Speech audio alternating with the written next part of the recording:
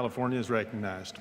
Thank you, Mr. Chairman. This amendment enacts a CBO recommendation to eliminate the trade promotion activities of the International Trade Administration to save almost $312 million. What does the ITA do exactly? Well, it has some legitimate functions enforcing trade agreements and treaties. This amendment leaves these functions untouched.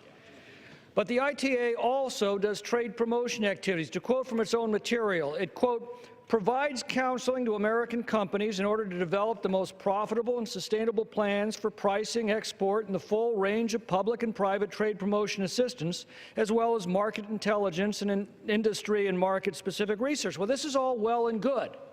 But isn't that what businesses and trade associations are supposed to do and used to do with their own money? Why should taxpayers pay for the profits of private companies? If a specific business or industry is the sole beneficiary of these services, shouldn't it be the sole financier of them, either individually or collectively through trade associations? True, this program has been around for generations. But Franklin Roosevelt, who was hardly a champion of smaller government, had the right idea when he slashed its budget in 1932 and closed 31 of its offices. The problem is that reform didn't take. ITA now has over 250 offices and several thousand personnel around the world. The ITA's authorization lapsed in 1996, 19 years ago. It's not been reviewed or authorized by Congress since then, but we still keep shoveling money out the door.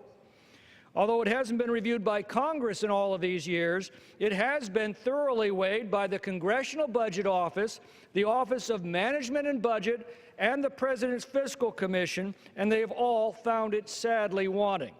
The Simpson-Bowles report summed it up nicely when they said, quote, services provided by ETA's U.S. Commercial Services and other divisions directly providing assistance to U.S. companies should be financed by the beneficiaries of this assistance. While the agency charges fees for those services, its fees do not cover the costs of all of its activities. Additionally, it is argued that the benefits of trade promotion activities are passed on to foreigners in the form of decreased export costs. End quote. Simpson-Bowles then goes on to say, quote, according to a study by the Office of Management and Budget, businesses can receive similar services from state, local, and private sector entities, unquote. This CBO option to eliminate ITA's promotion activities saves $312 million in 2016, $3.5 billion through 2024.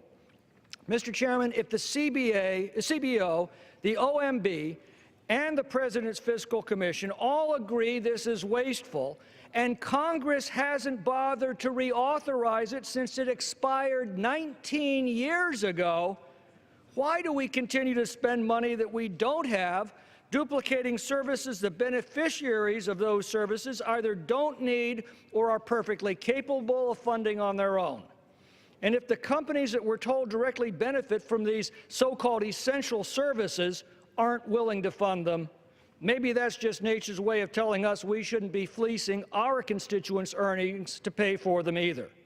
And why would we tap American taxpayers to subsidize the export activities of foreigners, as Simpson-Bowles notes?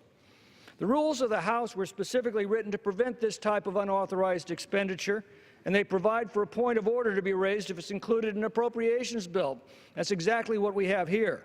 But alas, that rule is routinely waived when these measures are brought to the floor, making this amendment necessary. This is a prime example of corporate welfare, and we ought to be done with it. I reserve the balance of my time. From California reserves the balance of his time.